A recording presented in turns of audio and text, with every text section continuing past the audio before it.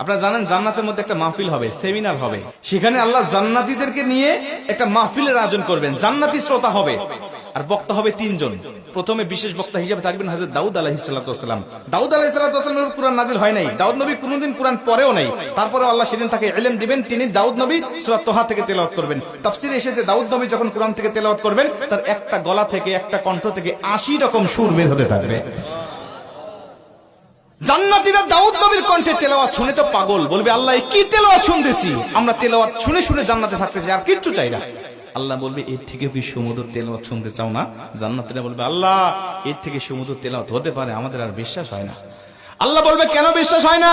দাউদ নবীর উপরে কোরআন নাজিল হয় নাই, দাউদ নবী কোরআনের জন্য মার খায় নাই। যে নবীর উপরে কোরআন নাজিল করেছি, যে নবী কোরআনের জন্য মার খেয়েছে, দাঁত শহীদ করেছে, মাথার হেলমেট ভেঙেছে, উহুদের প্রান্তরে রক্তক্ষরণ করেছে, ওই নবীর কণ্ঠ থেকে কোরআনের তেলাওয়াত শোনো কেমন সুমধুর শোনা যায়।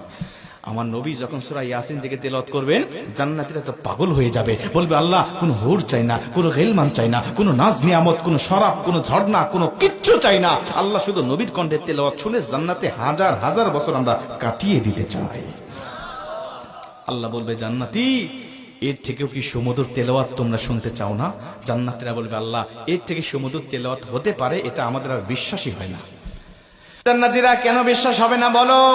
আমার নবীকে কণ্ঠ দিয়েছি আমি আল্লাহ নিজে, আমার দাউদকে কণ্ঠ দিয়েছি আমি আল্লাহ নিজে, কিন্তু আমার গলায় কত কণ্ঠ রেখে দিয়েছি জানো না? আমি আল্লাহ নিজের কণ্ঠকে ওজার করে এখন তোমাদেরকে সূরা রহমান থেকে তেলাওয়াত করে শোনাতে চাই।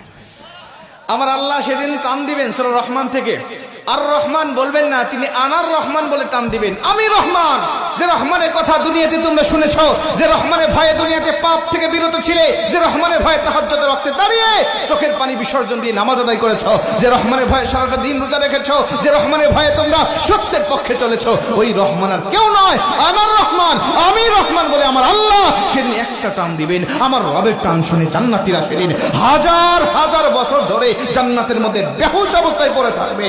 আমার আল্লাহ তাদেরকে হুশ দিবেন না। জোরে কোন সুবহানাল্লাহ, আল্লাহু আকবার বলেন।